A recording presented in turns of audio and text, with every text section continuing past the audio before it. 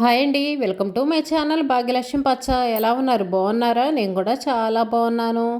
Video చూసేవాళ్ళు video కనుక మీకు నచ్చితే లైక్ చేయండి, హైప్ చేయండి. పొయ్యి ముట్టించబోయే ముందు పైన పొయ్యి అయితే క్లీన్ చేశాను. ఇంకో ఒక పొయ్యి మీద అయితే స్నానానికి వేడి నీళ్ళు పెట్టాను. ఇంకో పొయ్యి మీద అయితే అన్నం పెట్టాలి. గ్యాస్ పొయ్యి ఉండటం వల్ల హాయిగా పొయ్యి అనేది వాడుతున్నాము. ఎటువంటి ఇబ్బంది అయితే మనకు తెలియట్లేదు. ఇప్పుడు ఏంటో గ్యాస్లు రేట్లు ఎక్కువ పెరిగిపోయినాయి. అసలు దొరకట్లేదు. బుక్ చేస్తున్నా కూడా సరిగ్గా బుక్ అవ్వట్లేదు అంటున్నారు.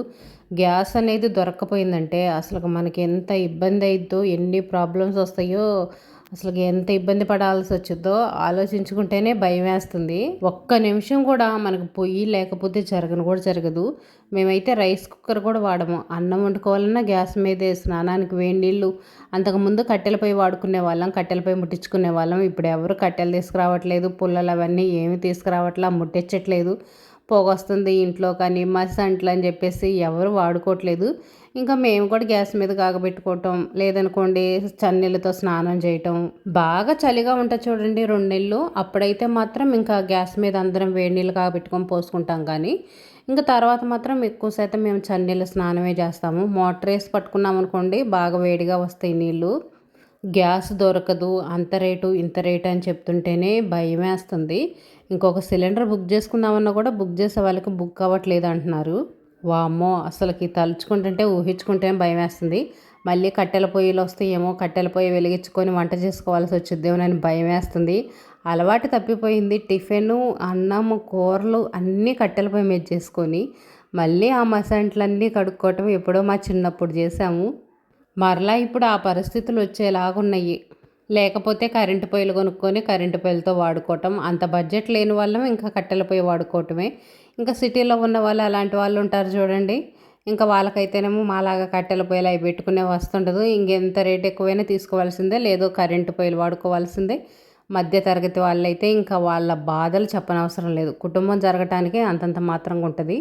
ఇంకా వేలకు వేలు ఖర్చు పెట్టి గ్యాస్ తీసుకొని వంట చేసుకోవాలంటే అసలు చాలా ఇబ్బంది. సంపాదించుకున్న కాసిన కూసిన డబ్బులన్నీ ఇంకా సిలిండర్ తీసుకోవడానికే అయిపోతాయి. అసలుకి అది ఊహించుకోవాలంటేనే భయం వేస్తుంది కదా. గ్యాస్ కొరత అనేది నిజంగా వచ్చిందనుకోండి, మనకైతే మాత్రం స్ట్రెస్ ఎక్కువైపోయి మెంటల్ వచ్చేస్తాయి. వంట ఎలా చేయాలని అర్థం కాక అల్లాడిపోతాము. ఇంక ఈరోజు టిఫిన్ అయితేనేమో ఇడ్లీ చేస్తున్నాను. కూర అయితేనేమో దొండకాయ ఫ్రై చేస్తున్నాను. ఒక పొయ్యి మీద ఇడ్లీ వేసాను, ఒక పొయ్యి మీద ఏమో దొండకాయలు అయితే వేసాను. ఇలా అదొక పొయ్యి మీద ఇదొక పొయ్యి మీద వేసుకొని చేస్తుంటేనే పనులు అవ్వట్లేదు. ఇంకా గ్యాస్ లేకపోతే ఎలా ఉంటుందో. బంగారం రేట్లు పెరిగిపోయినా సరే, బంగారం కొనుక్కునే స్తోమత లేదులే మనకని చెప్పేసి ఎలాగోలా అడ్జస్ట్ అయి ఉన్నాం. బంగారం లేకపోయినా సరే మనకు పెద్ద ప్రాబ్లం ఏం లేదు. ఎందుకంటే అవి లేకపోతే మనకు జరగదు, పూట గడవదు అన్న ప్రాబ్లం అయితే ఉండదు కదా. కాకపోతే మన సరదాల కోసం, ఇంకా మన పిల్లల భవిష్యత్తు కోసమని వాటి కోసం తప్పనిచ్చి ఇంకా అది లేకపోతే మనకు జరగదు అన్న ప్రాబ్లం అయితే లేదు. గ్యాస్ అయితే మాత్రం అలా కాదు కదా. రోజువారీ సరుకులు, నిత్యావసర సరుకులు అంటే చూడండి, వాటికి కూడా రేటు పెరిగిపోయిందంట. నిన్నే సరుకులు అయితే తెప్పించాను. నూనె ప్యాకెట్లు నేను తెప్పించినప్పుడు 150 రూపీస్ ఉంటే, తర్వాత రోజు నెక్స్ట్ డేనే, ఎక్కువ రోజులు కూడా గడవలేదు, 175 180 రూపీస్ ఉందంట. అందులో కూడా కొన్ని రకాలైతే ఉంటాయి. మంచి క్వాలిటీ అయితే మాత్రం 200 దాకా పోయింది. 150కి వచ్చింది, ఇప్పుడు కనీసం 200 అయినా ఉంది. ప్రతి ఒక్క వస్తువు ఇంతింత రేట్లు పెరిగిపోతే మన మధ్యతరగతి వాళ్ళం ఎలా బతకాలి అసలుకి. ఇదిగో చూడండి మన మధ్యతరగతి వాళ్ళ పరిస్థితి. పిల్లల స్కూల్ డ్రెస్సులు కొంచెం చినిగిపోతేనే వాటిని కుట్టెల్లా పిల్లలకి వేస్తున్నాము. మళ్ళీ డబ్బులు వేస్ట్ చేసి కొత్త డ్రెస్సులు కొనటమే ఎక్కడ.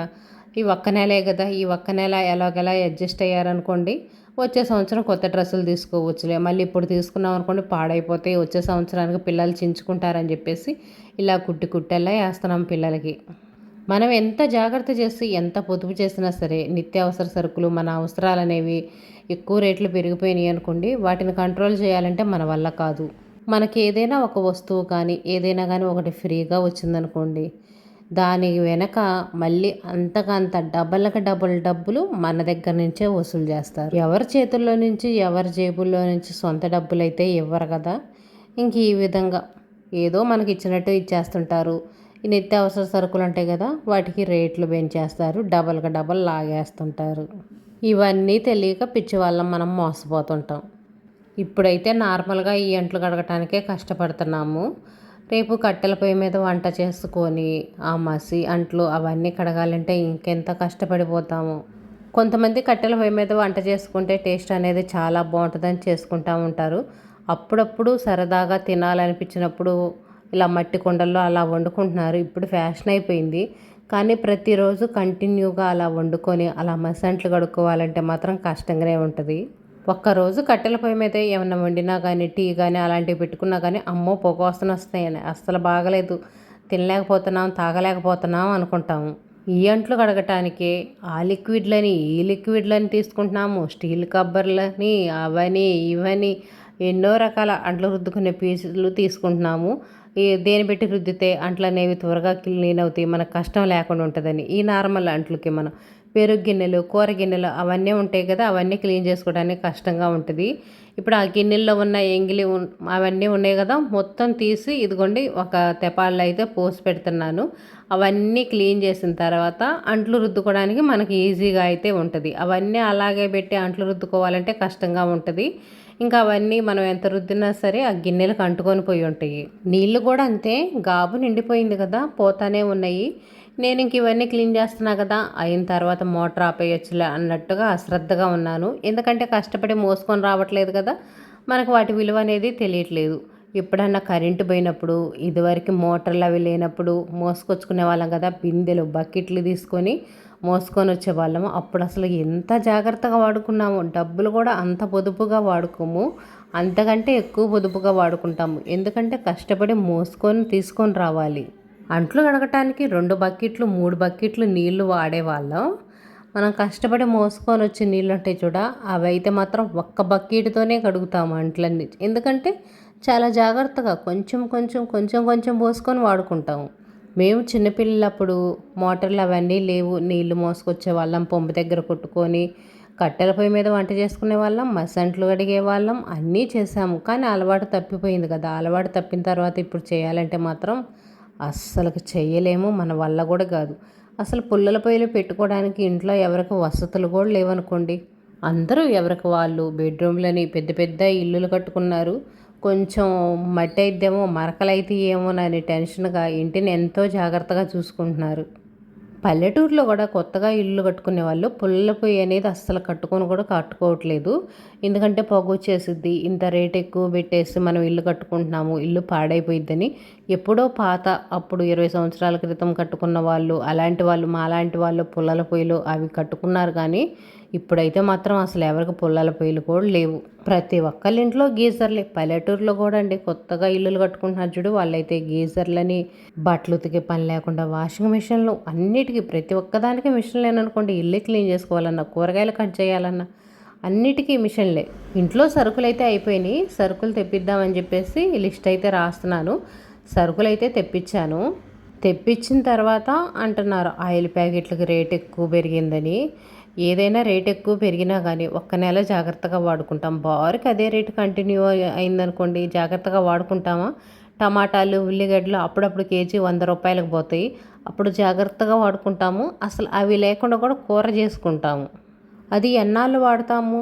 ఒక నెల 2 నెలలు కాబట్టి వాడతాము. బారుకి కంటిన్యూగా అదే రేటు ఉందంటే తప్పదు, తెచ్చుకోవాలి, వాడుకోవాలి. సరుకులన్నీ గుర్తుకొచ్చినవి అయితే రాశాను. 2-3 సంవత్సరాల క్రితం సరుకుల లిస్టుకి ఇప్పుడు సరుకుల లిస్టుకే రేట్ అనేది చాలా తేడా వచ్చింది. సేమ్ అదే సరుకులు, ఆ ఎక్కువ ఏమీ తీసుకురావట్లేదు. ఎప్పుడు ఏ సరుకులు తెప్పిస్తానో అవే సరుకులు. నేను ఎక్కువ ఏమి రాయను. జీడిపప్పులు, బాదం పప్పులు ఇలాంటివి అసలు వాడం మేము.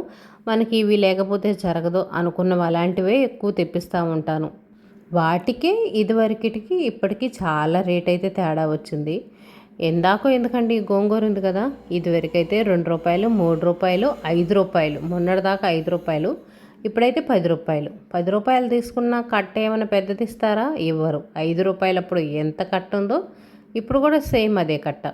సరే ఇవన్నీ రేట్లు పెరుగుతున్నాయి కదా, మనకు కూడా సంపాదన అనేది పెరుగుతుందా? మన సంపాదన మాత్రం పెరగదు. మన సంపాదన ఎప్పుడు అలాగనే ఉంటుంది. మన మధ్యతరగతి వాళ్ళం ఒకళ్ళని చూసి ఒకళ్ళు ఖర్చులు పెంచుకోవటమే కానీ పొదుపు అనేది మాత్రం అసలు ఉండదు. వాళ్ళు గ్రాండ్గా ఫంక్షన్లు చేస్తున్నారు, వీళ్ళు గ్రాండ్గా ఫంక్షన్లు చేస్తారని మన తాహతకు మించి ఖర్చులు పెట్టుకొని ఫంక్షన్లని అవని ఇవని చేస్తూ ఉంటాము. ఇలా రేట్లు పెరిగిపోతే ఇంకే ఫంక్షన్లు చేసుకోగలుగుతాం మనం. కేజీ కూరగాయలు వాడుకునే ఇంట్లో హాఫ్ కేజీ కూరగాయలు తీసుకొని అడ్జస్ట్ అవుతాము. మధ్యాహ్నం టీవీ చూస్తే అయితే ఇంక గోంగూర అయితే కట్ చేసి కవర్లో అయితే వేస్తున్నాను. ఇంక ఇది ఫ్రిడ్జ్లో పెట్టాను అనుకోండి, నాకు అవసరం అనుకున్నప్పుడు ఇంకా గోంగూర పచ్చడి నూరటమో పులుసు కూర ఏదో ఒకటి చేద్దామని చెప్పేసి ప్రస్తుతానికైతే ఇంకా కోసి అయితే కవర్లో పెట్టాను. అప్పుడప్పుడు కోసి కూర వండుకోవాలంటే కొంచెం కష్టంగా అనిపించిద్ది. ఇలాంటి పనులన్నీ మనం ఖాళీ సమయంలో చేసుకోవచ్చు. గోంగూర కంటే కూడా ఇసుక అసలు ఎంత ఇసుక వచ్చిందో, చాలా ఇసుక అయితే ఉంది. అసలు కట్ట ఇక్కడ బండ్ల మీద పెట్టంగానే చాలా ఇసుక అయితే రాలింది. ఇంకెలాగో ఇప్పుడు ఇల్లు అంతా ఊడ్చేసి బండ్లు దూడ్చుకోవాలి కదా అని చెప్పేసి ఇంక ఇక్కడ టీవీ దగ్గర కూర్చొని అయితే కట్ చేస్తున్నాను. పాత రోజుల్లో అయితే కూర లేకపోయినా కూరగాయలు లేకపోయినా ఏదో ఒక పచ్చడి తిని అడ్జస్ట్ అయ్యేవాళ్ళం. ఇప్పుడైతే అసలు అలా పచ్చళ్ళు ఎవరు తింటున్నారు, ఎవరు తింటలేదు. తిన్నా కూడా గిట్టట్లేదు. ఏదో కొత్త కొత్త రోగాలు అయితే వస్తున్నాయి. మేము చిన్నప్పుడైతే ఒక పూట కూర ఉందనుకోండి, రెండో పూట కూర లేకపోతే ఏదో ఒక పచ్చడి తిని అడ్జస్ట్ అయ్యేవాళ్ళం.